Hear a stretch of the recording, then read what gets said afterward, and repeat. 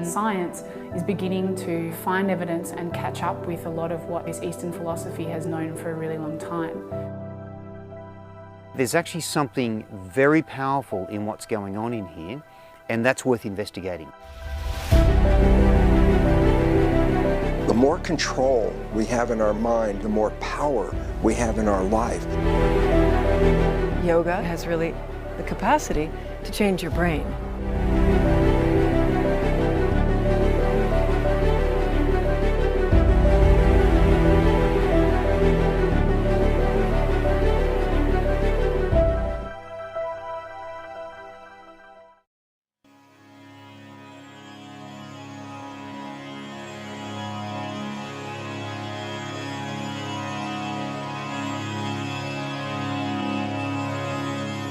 I think there's four components that really make yoga what it is.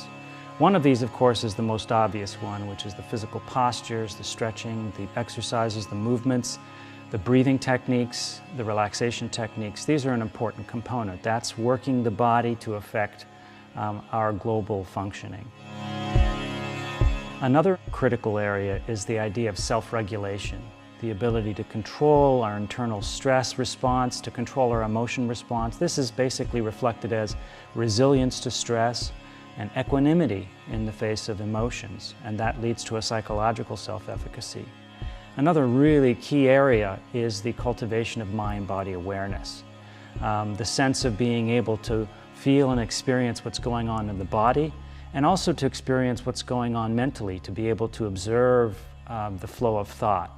And this kind of cultivation of mind-body awareness leads to an increased mindfulness that can change behaviors in a very positive way. And then the final component, which is really reflecting the traditional origins of yoga, is the idea of experiencing these deeper states, these spiritual states, if you will, transcendent states.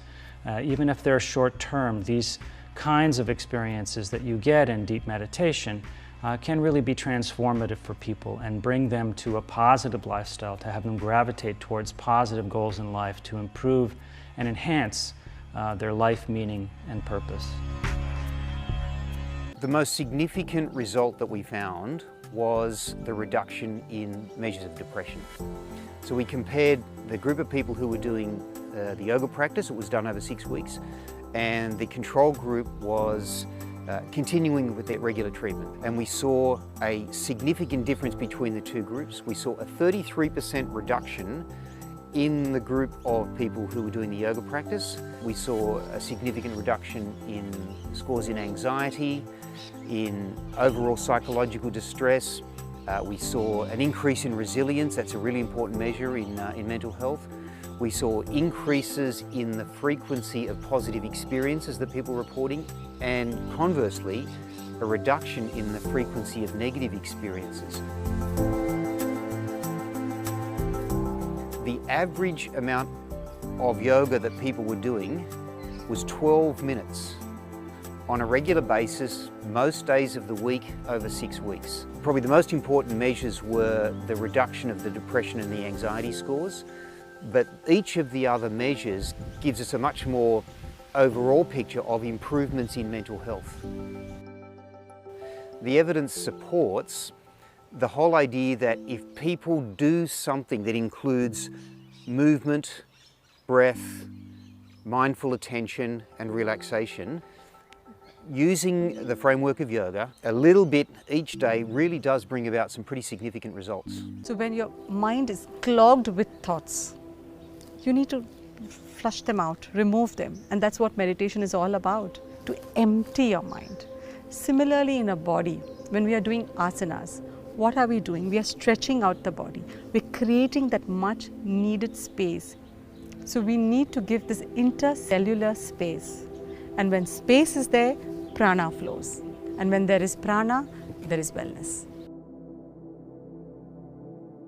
I think historically, even going back to the 50s, there's a lot of research that shows the ability of these practices to enable people to manage their stress response, the stress system. And this is one of the major reasons why yoga people practice yoga. It's to enable them to cope with stress and emotion in a big way. It's one of the biggest reasons why people come to yoga classes, is to cope with stress.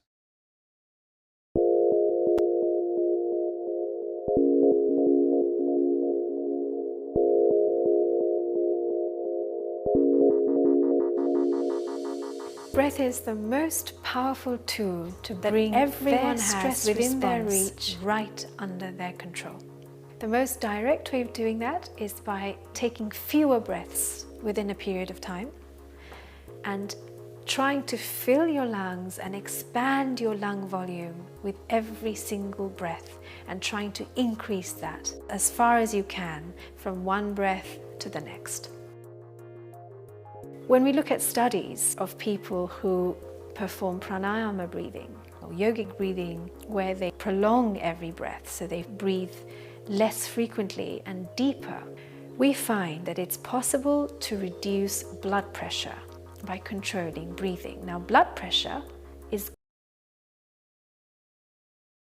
governed by the sympathetic nervous system, and the sympathetic nervous system is a messenger of the stress response.